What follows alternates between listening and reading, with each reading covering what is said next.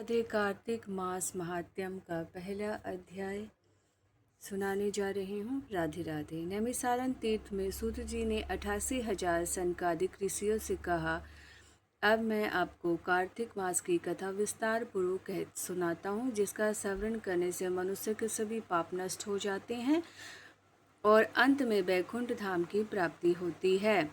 सूत जी ने कहा, श्री कृष्ण जी से अनुमति लेकर देवर्षि नारद के चले जाने के पश्चात सत्यभामा प्रसन्न होकर भगवान कृष्ण से बोली, हे प्रभु, मैं धन्य हूँ, मेरा जन्म सफल हुआ।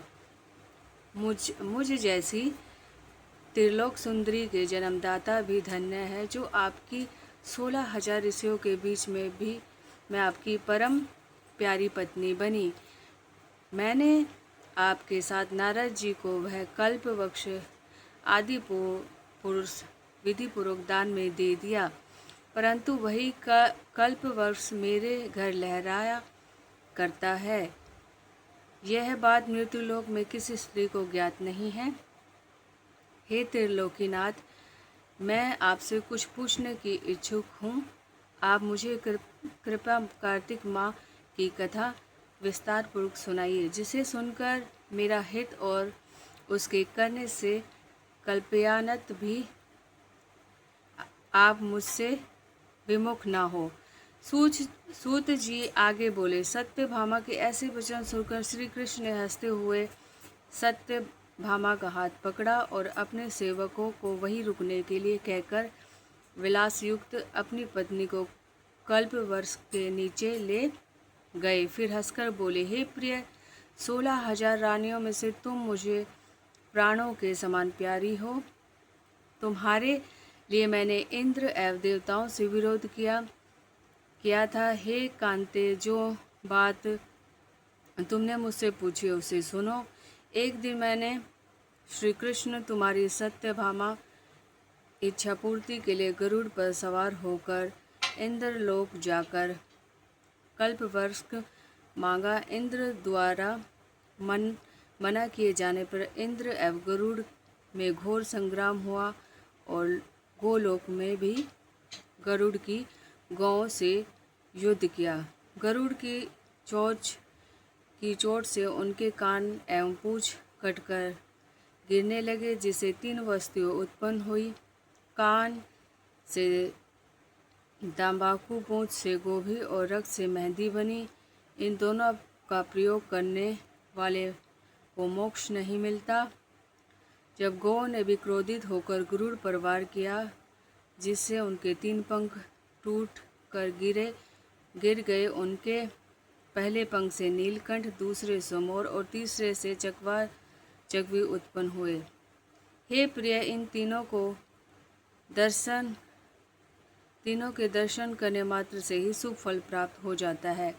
यह सुनकर सत्यभामा ने कहा, हे प्रभु, कृपया मुझे मेरे पूर्व जन्म के विषय में बताइए कि मैंने पूर्व जन्म में कौन कौन से दान, व्रत व जप किए हैं, कि मेरा स्वभाव कैसा था, मेरे जन्म दाता कौन और मुझे मृत्युलोक में जन्म क्यों लेना पड़ा।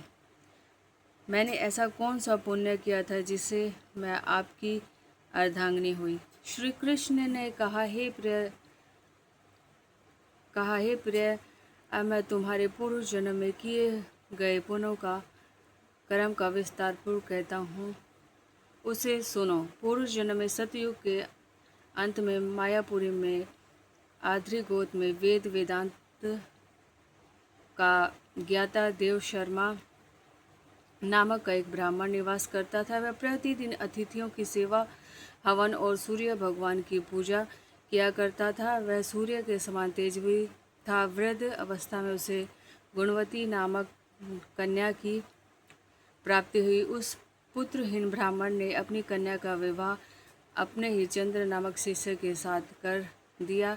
वह चंद्र को अपने पुत्र के समान मानता था और चंद्र भी उसे अपने पिता की भांति सम्मान देता था। एक दिन वे दोनों कुशा में समाधि लेने के लिए जंगल में गए। जब वो हिमालय की तलहटी में भ्रमण कर रहे थे, तब उन्हें एक राक्षस आया। आता दिखाई दिया। उस राक्षस को देखकर भय के कारण उनके अंग स्थिर हो गए और वह भागने में असमर्थ हो गए। जब उस काल के समान राक्षस ने दोनों को मार डाला, चूँकि वो धर्मात्मा थे, लेकिन मेरे पार्षद उन्हें मेरे बैकुंठ धाम में मेरे पास ले आए। उन दोनों द्वारा आजीवन सूर्य भगवान की पूजा किए जाने के कारण मैं दोनों पर अधिक प्रसन्न हुआ। गणेश जी, शिव जी, सूर्य व देवी, इन सब की पूजा करने वाले मनुष्य की स्वर्ग की प्राप्ति होती है। मैं एक ही काल में और कर्मों के भेद से मुक्ति जैसे देवताओं का वंदन होकर सूर्य के समान तेज चंदन की माला धारण किए हुए मेरे भवन में गए और भोगों को भोगने लगे। जय श्री राधे, जय श्री राधे। पहला अध्याय समाप्त हुआ। श्रीमन नारायण नारायण नारायण, लक्ष्मी नारायण नारायण नारायण। कार्तिक मास का पहला महात्म्यम का पहला अध्याय समाप्त। जय तुलसी माता। इसके बाद हमें तुलसी माता की आरती करनी चाहिए।